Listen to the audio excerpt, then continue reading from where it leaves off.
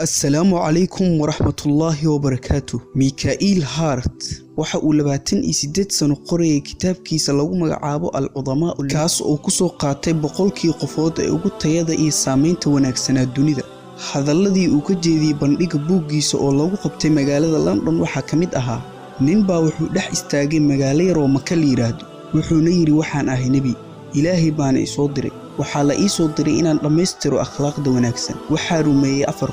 islaantiisa saaxiibkiis iyo laba ilmo ah hadda waxaa laga joogaa soo bixitaanka nabigaasi 1400 oo sano tirada muslimiintana waxa ay gaartay ku dhawaad 2 bilyan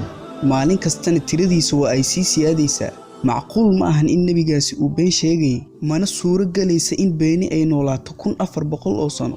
mana jiro qof qaldi kara bilyan oo qof intaa waxaa dheer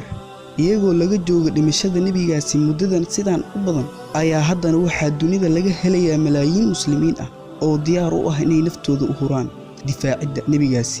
iyagoo aan weligood arag ma jiro qof masiixi ah oo naftiisa u hureeyay nabigiisa ama xitaa rabbigiisa maxamed waa qofkii ugu qoslaa ee dunida soo maray run ahaantii nabigeena sallallahu calayhi wasallam uma baahna ammaan ay gaalo dhodhood oo maalin waliba waxa ammaanay malaayiin muslimiin ah haddana aad ay u fiican tahay in cadowgaagu ku qiran runta Allah mar uu tilmaamay dabeecadda wanaagsan ee nabigeena sallallahu calayhi wasallam waxa uu dhahay wa innaka la'ala khuluqin azim sidoo kale mar uu Allah tilmaamay naxariistiisa waxa uu ku leeyahay kitaabkiisa wama arsalnaka illa rahmatan lil alamin kuma aan soo dirin illa naxariis aad u tahay caalamka